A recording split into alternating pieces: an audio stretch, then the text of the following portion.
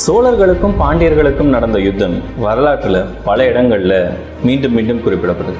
Even Ponniyin Selvan நாவலில் கூட இந்த யுத்தம் தான் ஒரு பெரிய கருப்பொருளாக எடுத்து பேசப்பட்டிருக்கும்.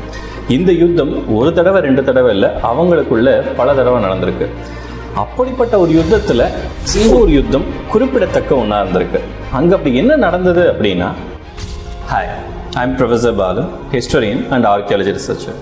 ஹிஸ்ட்ரி பற்றின பல சுவாரஸ்யமான விஷயங்களை தெரிஞ்சுக்க இந்த சேனலை சப்ஸ்கிரைப் பண்ணுங்க. முதலாம் பராந்தக சோழனுடைய ஆட்சி காலத்தில் பாண்டியர்களுடைய ஆட்சி பகுதியும் சோழர்களுடைய ஆட்சியின் கீழ் தான் இருந்தது. அதுக்கப்புறமா எழுச்சி அடைஞ்ச பாண்டியர்கள் சோழர்கள்கிட்ட சண்டை போட்டு தன்னுடைய நிலப்பரப்பை மீட்டுக்கிட்டாங்க. ஆனால் இழந்த அந்த நிலப்பரப்பை மறுபடியும் தன்னுடைய ஆட்சியோட சேர்த்துக்கணும் அப்படிங்கிறதுக்காக சோழர்கள் பல தடவை யுத்தம் புரிஞ்சிருக்காங்க.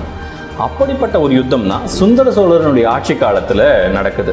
சேவூர் அப்படிங்கிற இடத்துல சோழர் படைக்கும் பாண்டிய படைக்கும் யுத்தம் நடக்குது. இந்த ஒரு யுத்தத்துல தான் சோழர்களுடைய தலைமையில பட்டத்து இளவரசன் ஆதித்த கரிகாலன் தலைமையேற்று இந்த ஒரு படையை வழி நடத்துறாரு.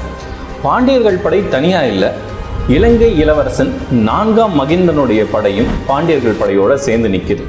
இந்த ரெண்டு படையும் சேவூர்ல களம் காண்றாங்க. இந்த இடத்துல சோழர்களுடைய படையை எதிர்கொள்ள முடியாம பாண்டியர் படையும் இலங்கை இளவரசன் மகிந்தனுடைய படையும் தோத்து பின்னாடி ஓடுறாங்க.